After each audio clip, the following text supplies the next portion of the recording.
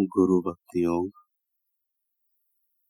इस कलयुग में आत्म साक्षात्कारी सद्गुरु की भक्ति के द्वारा ही ईश्वर साक्षात्कार करना है। सत्य स्वरूप ईश्वर का साक्षात्कार किए हुए गुरु कलयुग में तारणहार है। गुरु से दीक्षा प्राप्त हो जाए यह बड़े भाग्य की बात है।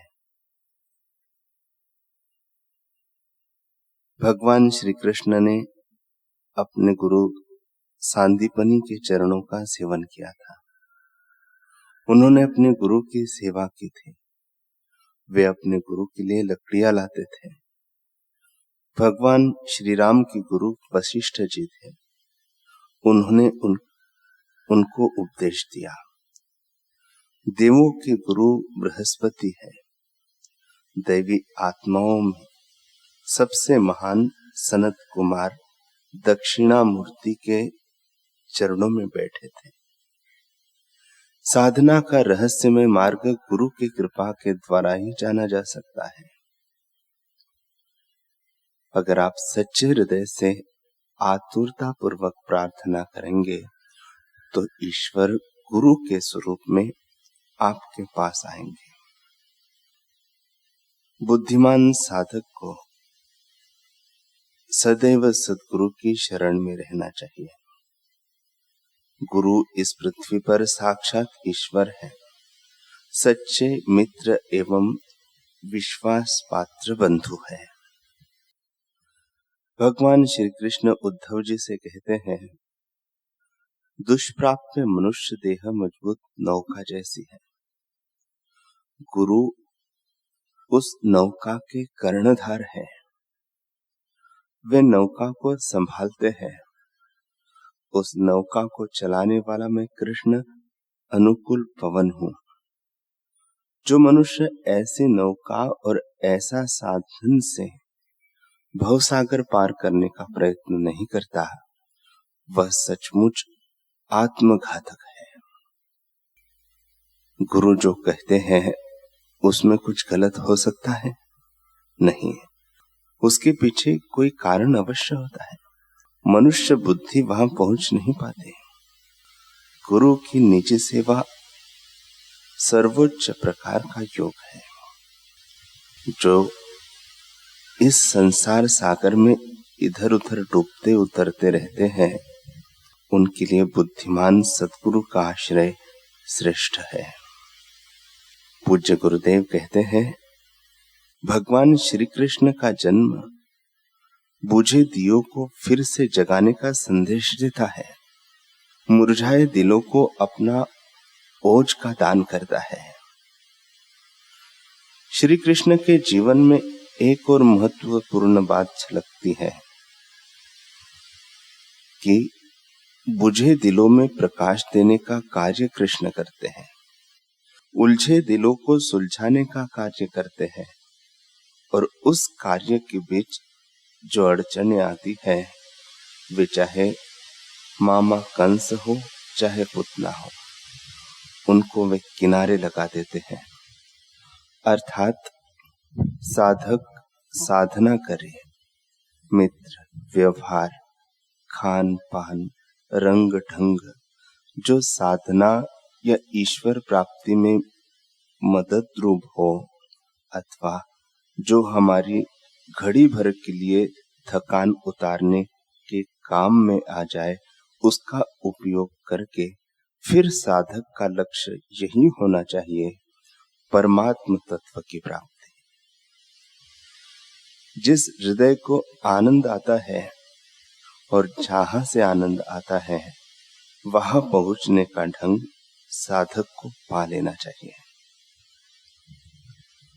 साधक को अपने स्वरूप में स्वस्थ होने के लिए इस बात पर खूब ध्यान देना चाहिए कि तुम्हारी साधना की यात्रा में, ईश्वर के रास्ते में, यदि तुम्हारे को कोई नीचे गिराता है तो कितना भी निकट का हो, फिर भी वह तुम्हारा नहीं है।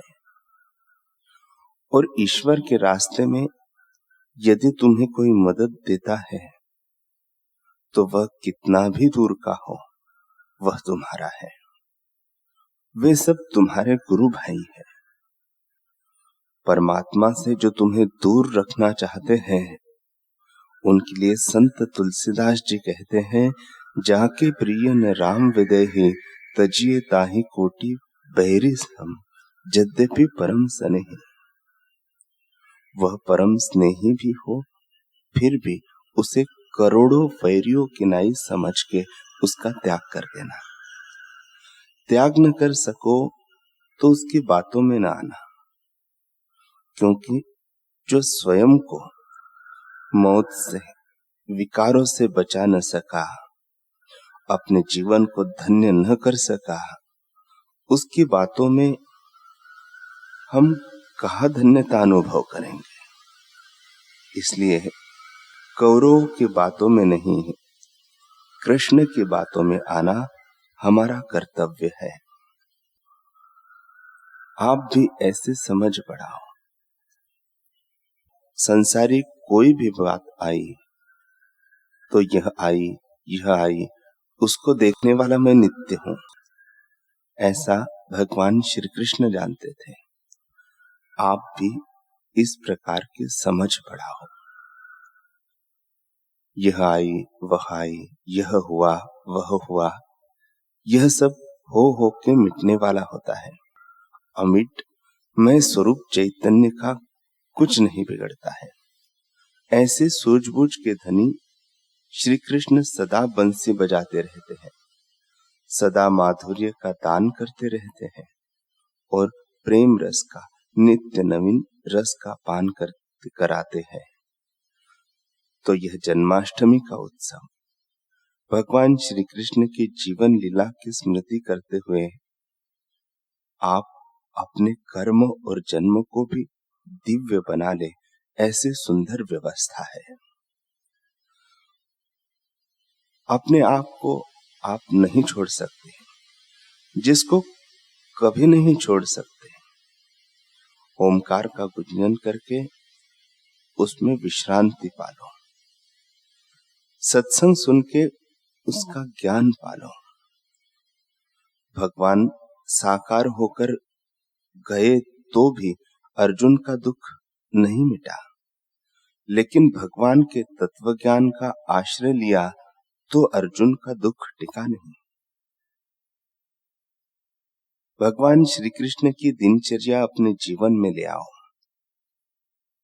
श्री कृष्ण थोड़ी देर कुछ भी चिंतन नहीं करते और समत्व में आ जाते थे। आप भी कुछ भी चिंतन न करके समता में आने का अभ्यास करो। सुबह करो, दोपहर को करो, कार्य या बातचीत के बीच बीच में करो। कंस, काल और अज्ञान से समाज दुखी है, इसलिए समाज में कृष्ण अवतार होना चाहिए। हर हृदय में कृष्ण अवतार संभव है और जरूरी भी है। श्री कृष्ण ने कंस को मारा, काल के काल पर थप्पड़ ठोक दिया और अज्ञान मिटाकर अर्जुन व अपने प्यारों को ज्ञान दिया। शुद्ध अंतःकरण वसुदेव है, संवानमती देवकी है, हर परिस्थिति में यश देने वाली बुद्धि यशोदा है।